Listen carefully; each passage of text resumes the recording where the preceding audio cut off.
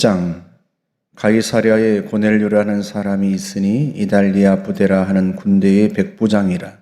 그가 경건하여 온 집안과 더불어 하나님을 경외하며 백성을 많이 구제하고 하나님께 항상 기도하더니 하루는 제9시쯤 되어 환상 중에 밝히 보매 하나님의 사자가 들어와 이르러 고넬료야 하니, 고넬료가 주목하여 보고 두려워 이르되 주여 무슨 일이니까? 천사가 이르되 네 기도와 구제가 하나님 앞에 상달되어 기억하신 바가 되었으니 네가 지금 사람들을 요빠에 보내어 베드로라 하는 시몬을 청하라. 그는 무두장이 시몬의 집에 유숙하니 그 집은 해변에 있다 하더라. 마침 말하던 천사가 떠나매 고넬료가 집안 하인 둘과 부하 가운데 경건한 사람 하나를 불러 이 일을 다 이루고 요빠로 보내니라. 이튿날 그들이 길을 가다가 그 성에 가까이 갔을 그때에 베드로가 기도하려고 지붕에 올라가니 그 시각은 제6시더라. 그가 시장하여 먹고자 하매 사람들이 준비할 때에 황홀한 중에 하늘이 열리며 한 그릇이 내려오는 것을 보니 큰 보자기 같고 내 귀를 메어 땅에 들이웠더라. 그 안에는 땅에 있는 각종 4발 가진 짐승과 기는 것과 공중에 나는 것들이 있더라. 또 소리가 있으되 베드로야 일어나 잡아먹어라 하거늘 베드로가 이르되 주여 그럴 수 없나이다. 속되고 깨끗하지 아니한 것을 내가 결코 먹지 아니하였나이다 한데 또 두 번째 소리가 있으되 하나님께서 깨끗하게 하신 것을 네가 속되다 하지 말라 하더라. 이런 일이 3번 있은 후 그 그릇이 곧 하늘로 올려져 가니라. 베드로가 본 바 환상이 무슨 뜻인지 속으로 의아해 하더니 마침 고넬료가 보낸 사람들이 시몬의 집을 찾아 문 밖에 서서 불러 묻되 베드로라는 시몬이 여기 유숙하느냐 하거늘 베드로가 그 환상에 대하여 생각할 때에 성령께서 그에게 말씀하시되 2 사람이 너를 찾으니 일어나 내려가 의심하지 말고 함께 가라. 내가 그들을 보내었느니라 하시니 베드로가 내려가 그 사람들을 보고 이르되 내가 곧 너희가 찾는 사람인데 너희가 무슨 일로 왔느냐? 그들이 대답하되 백부장 고넬료는 의인이요 하나님을 경외하는 사람이라. 유대 온 족속이 칭찬하더니 그가 거룩한 천사의 지시를 받아 당신을 그 집으로 청하여 말을 들으려 하느니라 한데 베드로가 불러들여 유숙하게 하니라. 이튿날 일어나 그들과 함께 갈새 요빠에서 온 어떤 형제들도 함께 가니라.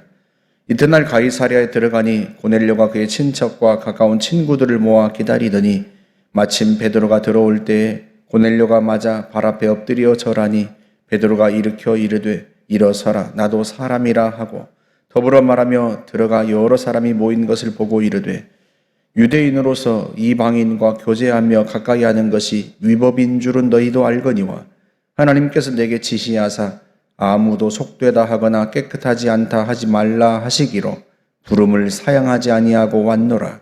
묻노니 무슨 일로 나를 불렀느냐?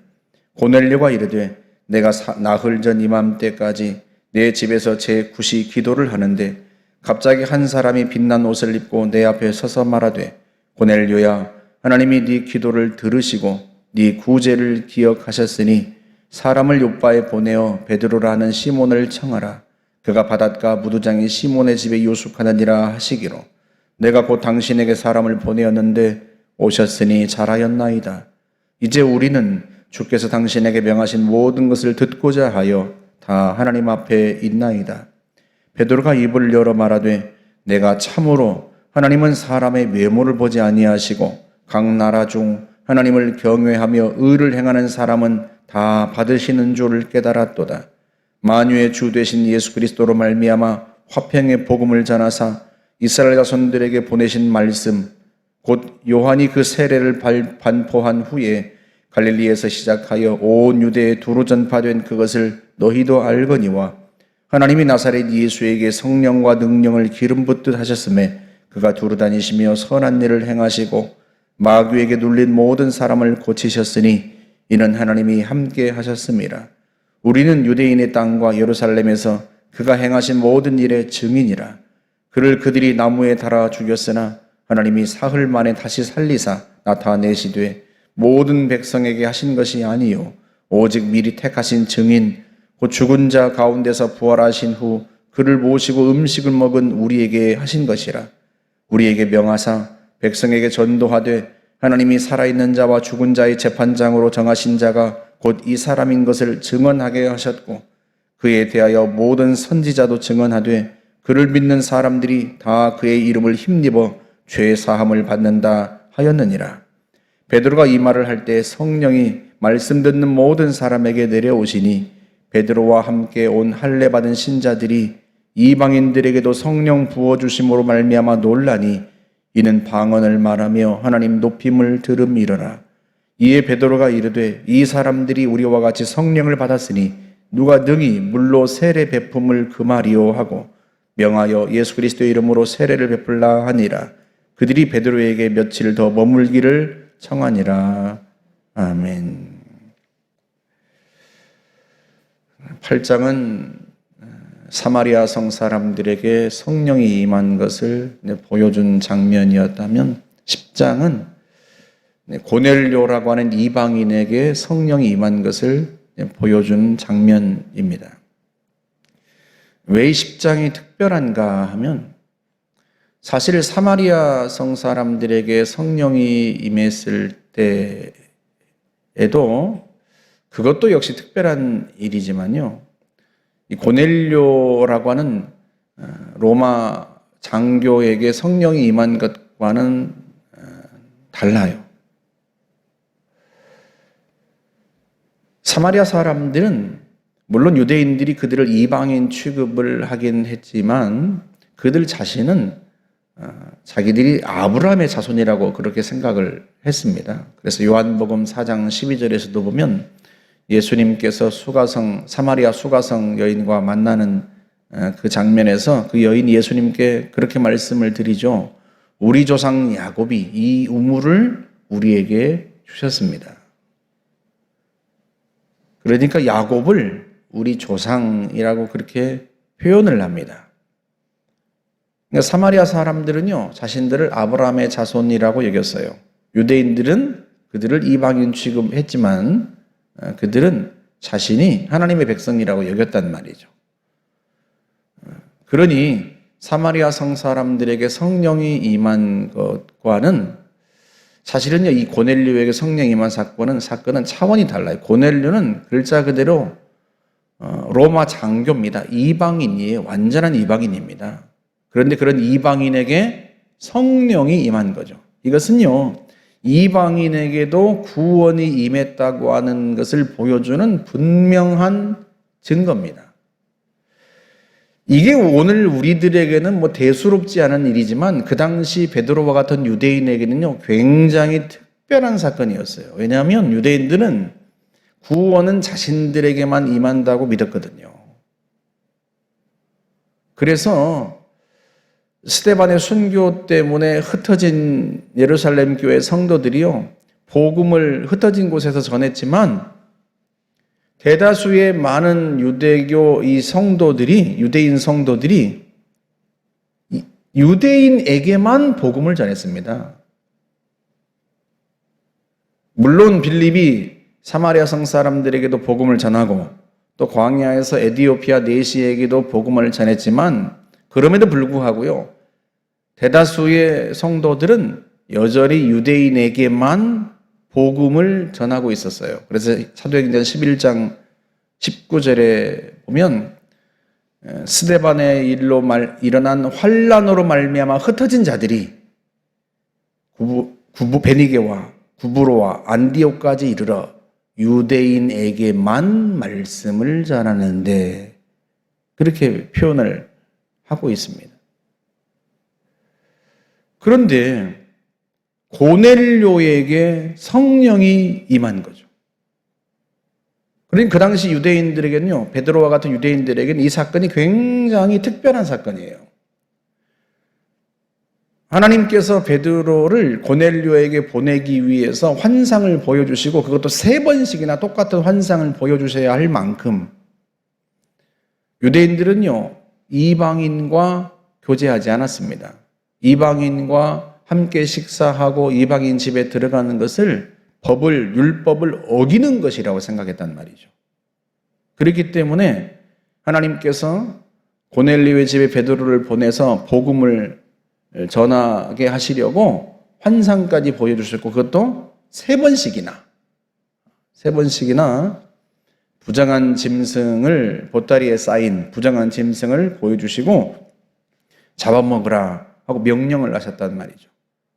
그 명령 앞에서 베드로가 제가요 율법에서 금한 부정한 짐승을 속되고 깨끗하지 않는 것을 먹은 일이 없거든요 하고 하나님께 저는 안 먹습니다 하고 세 번씩이나 말할 만큼 하나님이 베드로에게 내가 하나님께서 깨끗하게 하신 것을 네가 속되다고 하지 말라 하고 그렇게 명령하신 후에, 세 번씩이나 명령하신 후에야 비로소 베드로가 고넬료가 보낸 사람들을 따라서 고넬료 집에 갈 정도였단 말이죠.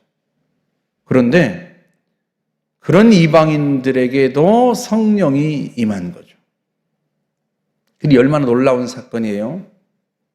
베드로에게 이 고넬료가 성령 받은 이 사건을 보고받은 예루살렘 교회 지도자들이요, 사도행전 11장 18절에서 말하기를 그러면 하나님께서 이방인에게도 생명 얻는 회개를 주셨도다. 그렇게 말을 합니다. 그래서 이 10장의 고넬료 사건은요, 굉장히 특별한 사건이고 복음이 본격적으로 이방인들에게 전해지는 계기가 된 사건입니다. 그만큼 중요한 사건이에요. 그렇다면 왜 하나님께서 이렇게 중요한 사건에 고넬료라고 하는 사람을 사용하셨을까? 하나님이 이방인에게도 구원이 임했다고 하는 것을 당시 사도들에게 설득하기 위해서 왜 이 고넬료라고 하는 사람을 선택하셨을까? 그 이유를 선사가 그에게 나타났을 때 두 가지로 이야기를 합니다. 10장 4절에 보면 선사가 이르되 네 기도와 구제가 하나님께 상달되어 기억하신 바 되었으니. 하나님께서 무엇을 기억하셨다? 고넬료의 기도와 구제.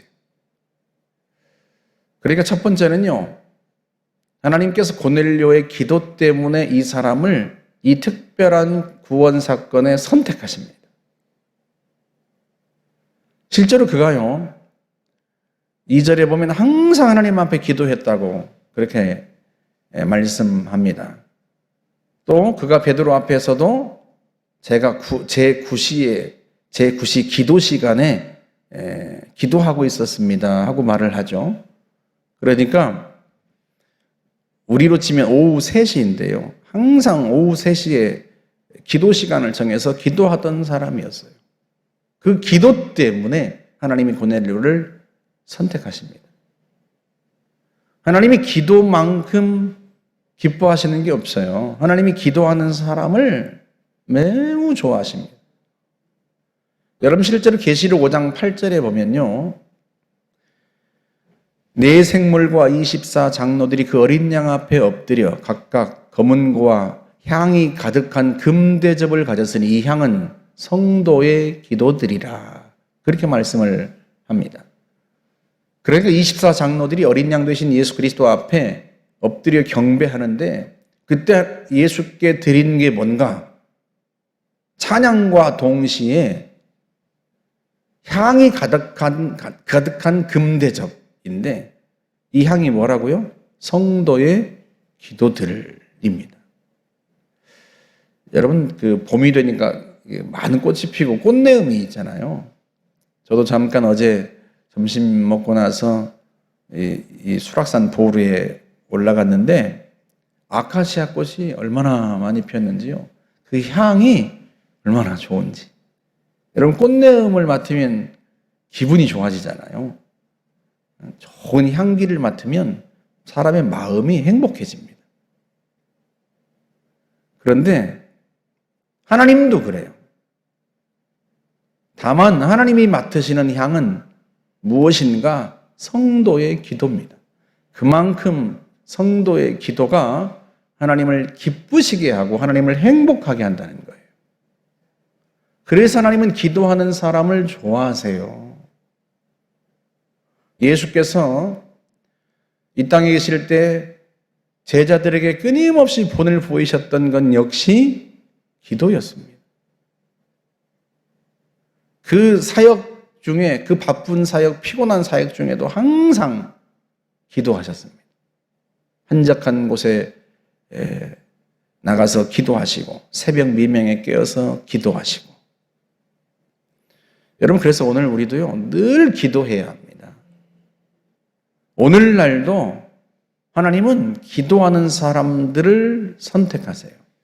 그 사람들을 통해서 하나님의 일들을 진행하십니다. 당연히 그럴 수밖에 없어요. 기도라고 하는 게 하나님께 묻고 또 하나님을 의지하는 것인데, 여러분, 하나님께서 하나님의 일을 시키실 때 하나님께 묻지 않는 사람을 어떻게 시키시겠어요? 늘 하나님께 묻고 하나님의 은혜를 구하고 하나님의 도우심을 구하고 자신의 부족함을 고백하면서 하나님의 능력을 구하는 사람을, 하나님을 의지하는 사람을 하나님이 쓰시죠. 그래서요, 저와 여러분들이 더 많이 기도해야 합니다. 특별히 이 시대는요, 점점 성도들이, 목회자도 마찬가지고요, 기도가 약해져 가고 있어요. 제가 어릴 때만 해도요, 정말 교회마다 늘 철야하는 권사님들이 계셨고요, 저녁마다 기도하는 집사님들이 있었습니다. 저도 고3 때 늘 새벽 기도를 드렸고, 권사님들 늘 그 철야하는 것을 저녁 10시에 가서 기도하면 늘 그분들을 보았어요. 근데 오늘날에는요, 교회에서 매일 철야하는 권사님들을 찾아볼 수 없고요, 심지어 저녁 때도 기도하는 성도들을 찾아보기가 어려워요. 새벽 기도도 마찬가지예요. 그래서 우리 성도들은 새벽 기도 못 나오는 분들은 나중에라도 영상을 보고 말씀을 듣고 각자 자기가 있는 자리에서 기도하게 하지만, 오늘날처럼 기도가 약해진 시대가 한국 교회에 없었을 거예요. 그래서 더더욱 지금 이 시대는요, 하나님이 기도하는 사람을 더더욱 귀하게 여기시고 그를 선택하여 쓰십니다. 저와 여러분들이 더 많이 기도하실 수 있기를 주님의 이름으로 부탁드립니다. 두 번째는 그의 구제 때문에 하나님이 그를 선택하십니다.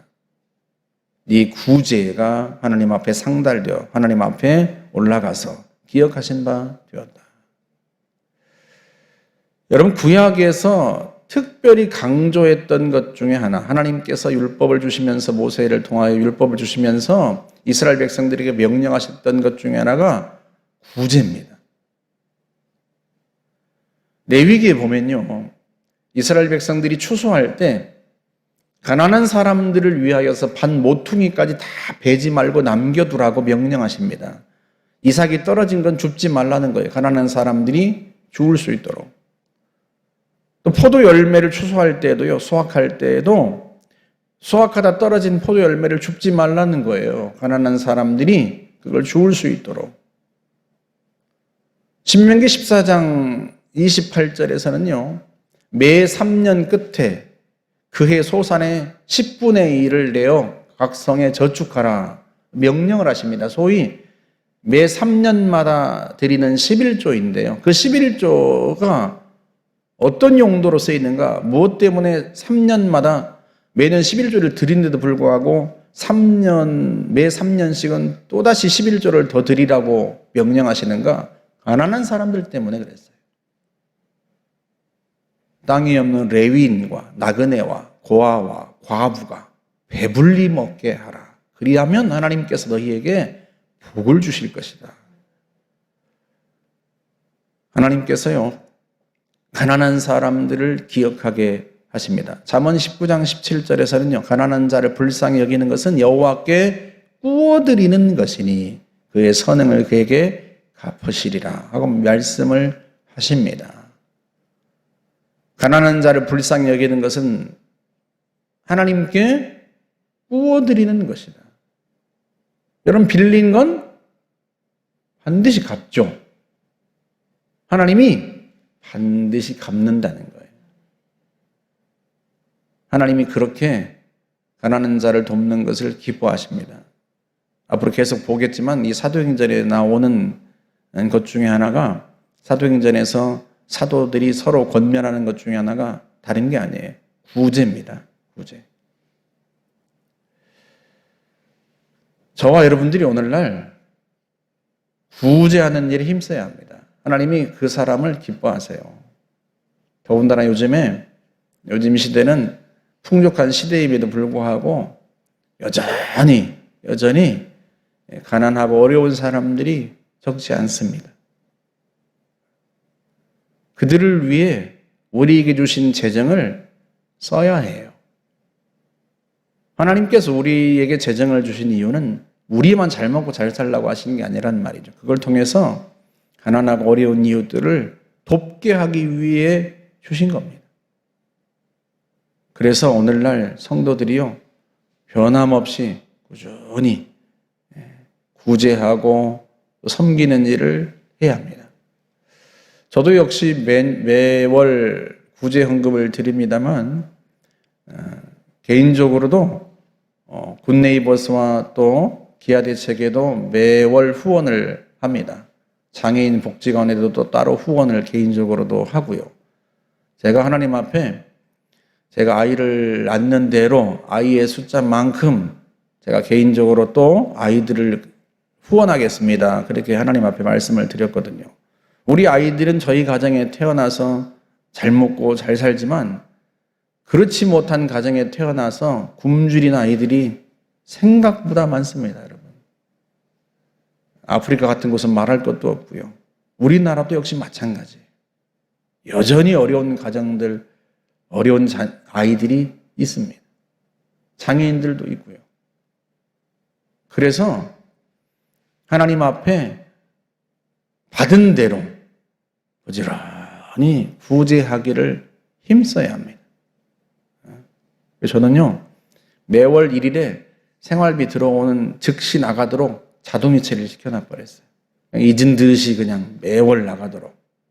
안 그러면 쓰다 보면 우리도 넉넉한 게 아니잖아요. 쓰고 나면요, 사실은 남는 게 없어요. 쓰고 남은 걸로 구제하려면요, 구제 못 합니다.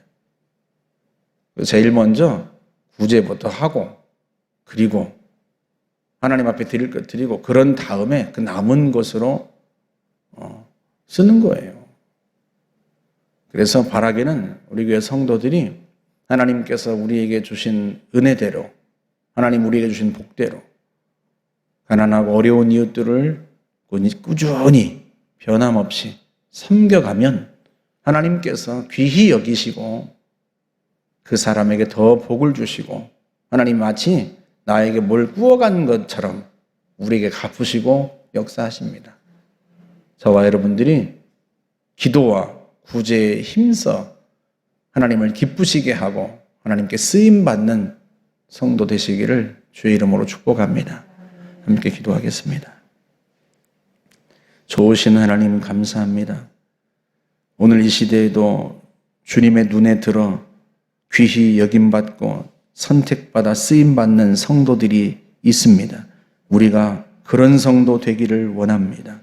특별히 하나님 기도와 구제에 힘써 하나님을 기쁘시게 하고 우리가 하나님께 쓰임받는 성도가 되기를 원하오니 저희들을 축복하여 주옵소서. 예수님의 이름으로 기도하옵나이다. 아멘.